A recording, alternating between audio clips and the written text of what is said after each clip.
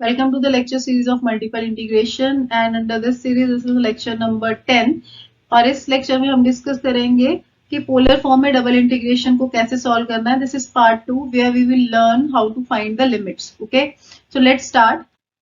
This is the question which we are going to discuss in this video. Okay, अब ये question में हमें क्या करना है, हमें ये इंटीग्रल सॉल्व करना है over the area of cardioid. ये कार्डियोइड की इक्वेशन दे रखी है, तो क्योंकि ये पोलर कोऑर्डिनेट्स में क्वेश्चन दे रखा है तो हमें पोलर कोऑर्डिनेट्स के बारे में पता होना चाहिए. अगर नहीं पता है तो आप ये ऊपर दिए आई बटन पे क्लिक करके ये वीडियो देख सकते हैं, राइट. एंड दूसरी चीज, हमें कार्डियोइड के बारे में थोड़ा बहुत पता होना चाहिए कि इसकी शेप कैसी होती है. तो अगर आपने इसके बारे में नहीं पढ़ा है तो आप ये जो ऊपर दिया आई बटन है आप क्लिक करके इसके बारे में देख सकते हैं. इस वीडियो में मैंने सारे कर्व जो इंपॉर्टेंट कर्व हैं उनके बारे में बात करी है, right. Now let's start with this question. तो यहाँ पे हम देखेंगे कि पहले तो थोड़ा सा मैं आपको आइडिया देती हूँ कि पोलर कोऑर्डिनेट्स क्या होते हैं. तो इसमें हम दो चीजें यूज करते हैं, आर और थीटा. ठीक है, तो ये हमारे पास एक्स एक्सिस वाई एक्सिस अगर मैं बोलूँ तो पोलर कोऑर्डिनेट्स के केस में इस एक्स एक्सिस को हम बोलते हैं initial line. This is your initial line.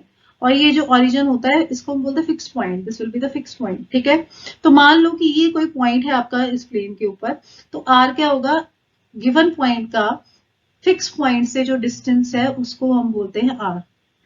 This is are. मेरी थोड़ी लाइन स्ट्रेट नहीं गई. This is are. ओके, और ये जो आपकी डिस्टेंस की लाइन है, ये जो इनिशियल लाइन के साथ एंगल बनाएगी उसको हम बोलते हैं थीटा. ओके, तो मतलब हमें दो चीजें चाहिए होती है कि भाई जो भी आपका ये पॉइंट है उसका फिक्स पॉइंट से डिस्टेंस कितना है, और जब ये आप लाइन ड्रॉ करो तो ये इनिशियल लाइन के साथ कौन सा एंगल बनाएगी, राइट. तो ये जो पॉइंट है इसका जो कोऑर्डिनेट्स है वो होगा आर एंड थीटा. फाइन. अब देखो कार्डियोइड क्या होता है. सो कार्डियोइड इज दिस. फाइन. अब यहाँ पे ये हमें पॉइंट कैसे पता लगेगा, तो ये पॉइंट देखो यहाँ पे एंगल कितना है इस लाइन के साथ. This is our initial line. Okay, तो इसका एंगल कितना है, 0. तो थीटा क्या हुआ, 0. अगर यहाँ पे मैं 0 डिग्री डालूं तो cos 0 कितना होता है, 1. Okay, so at theta is equal to 0 your r will be equal to what, a1 plus cos 0. cos 0 होता है हमारा 1. So 1 plus 1 2. This is 2a. मतलब हमारा पहला जो ये पॉइंट है this one, this will be 2a, 0 degree. Fine. तो ये जो डिस्टेंस है, this distance is 2a and angle is 0 degree. Fine. Now next, अब बात कर रहे थे इस पॉइंट की. तो ये पॉइंट कौन सा है, अब यहाँ पे एंगल देखो, ये हमारा फिक्स पॉइंट है. ठीक है, तो ये कितना एंगल बन रहा है इनिशियल लाइन के साथ, π/2, राइट. π/2 90 डिग्री. तो जब हमारा ये theta, this theta will be π/2, तो हमारा आर क्या आएगा. So at theta is equals to π/2, आपका आर क्या आएगा, a1 प्लस कॉस π/2, राइट. और cos π/2 होता है 0. यहां से आ गया a. फाइन. तो ये जो पॉइंट है, this point will be a, π/2. So this distance, ये जो फिक्स पॉइंट से डिस्टेंस है, this is a. Fine. Similarly अगर मैं इस पॉइंट की बात करूं तो यहाँ पे देखो कितना एंगल रोटेट करना पड़ेगा यहां तक पहुंचने के लिए. अब आप बोलोगे ये तो ऐसे चला गया, पर भाई ये यहां तक पहुंचा है. मैं आपको दूसरा कलर चेंज करके बताती हूँ. ये यहां तक पहुंचा है, पूरा घूम गया यहां से ऐसे. ठीक है, तो ये एंगल कितना, पाए. तो जब आपका थीटा जो है वो पाए था तो आर कितना होगा, देखो a1 प्लस कॉस पाए. कॉस पाए भाई कितना होता है, कॉस पाए -1 होता है. तो -1 और 1 ये हो गया 0. तो आर विल बी 0, मतलब distance from the origin will be 0. तो ये पॉइंट जो है this will B 0, pi. Fine. इसी तरह से अगर हम बात करें इस पॉइंट की, तो यहाँ पे एंगल है हमारा -π/2. देखो this is -π/2. Okay, so at theta is equal to -π/2, r will be equals to -π/2 पे भी कॉस क्या होगा, 0.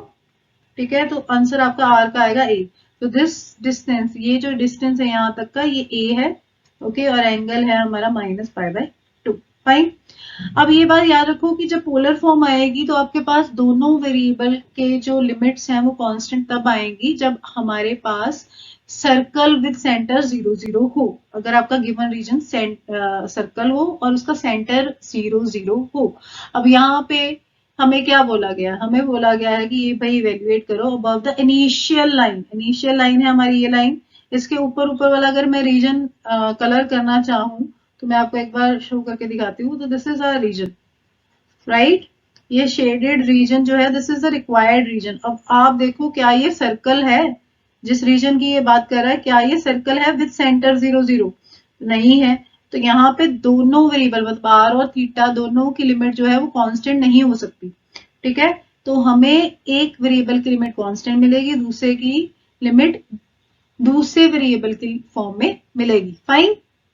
अब हम थीटा की लिमिट लेंगे कांस्टेंट फॉर्म में, ठीक है, थीटा की लिमिट हम कांस्टेंट फॉर्म में लेंगे और आर की लिमिट हम लेंगे वेरिएबल फॉर्म में, मतलब आर की लिमिट हम थीटा की फॉर्म में लेंगे और थीटा की कांस्टेंट लेंगे।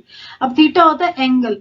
अब देखो थीटा निकालने के लिए आपको क्या करना है, अपना पेन यहाँ रख लेना फिक्स पॉइंट पे, और जितना आपका रीजन है वहां इस अपने पेन का एक साइड यहाँ पे फिक्स करके उसको घुमा के देखना कितना घुमाना पड़ेगा आपको पूरा रीजन कवर करने के लिए। तो आपको पता लग जाएगा कि भाई थीटा जो है वो हमें कितना घुमाना पड़ रहा है, 0 से पाई, क्योंकि हमें अबव इनिशियल लाइन लेनी है, ठीक है। तो अबव इनिशियल लाइन के लिए हमें एंगल रोटेट करना पड़ेगा 0 से पाई। अब आ जाती है आर की लिमिट। आर होता है डिस्टेंस फ्रॉम द ओरिजिन। तो आर के लिए आप रीजन की तरफ एक लाइन ड्रॉ करेंगे, ओके, जैसे मैंने करी यहाँ पे। तो रीजन में ये जो लाइन है कहाँ से एंटर कर रही है, 0 से ही एंटर कर गई इस रीजन में, है ना। और मैक्सिमम कहाँ तक जा रही है, ये चाहे आप ऐसे ड्रॉ करो चाहे आप ऐसे ड्रॉ करो, इसका ये किस कर्व को टच कर रही है, इस कर्व को टच करिए। और इसकी इक्वेशन क्या है, r is equal to a 1 minus cos theta, sorry plus, right.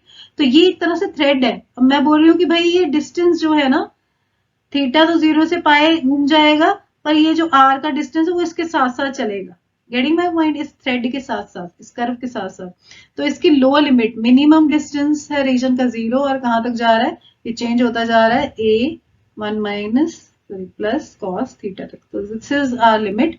अब इन लिमिट्स के साथ हम ये सॉल्व करेंगे। तो कांस्टेंट लिमिट हम बाहर वाली साइड लिखते हैं जैसे कि हम लास्ट वीडियोस में भी किया, ठीक है, और अंदर वाली साइड ये वेरिएबल लिमिट रहेगी। तो 0 to a1 plus cos theta, find r sine theta dr d theta. अब हम इसको करेंगे इंटीग्रेट।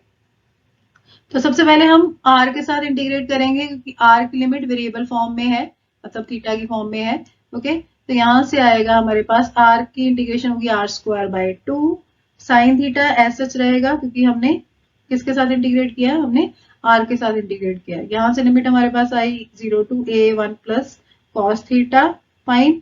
अब हम करेंगे upper limit minus lower limit, तो क्या आएगा, देखो ये 2 हम बाहर कर सकते हैं तो ये आएगा 1/2 आउटसाइड, सो 0 टू पाए। अब अपर लिमिट पुट करो दिस वन, ये r की लिमिट है तो r की जगह पे ही आएगी a square 1 plus cos theta whole square minus 0, fine. और ये साइन थीटा ऐसे रहेगा, sine theta d theta, fine.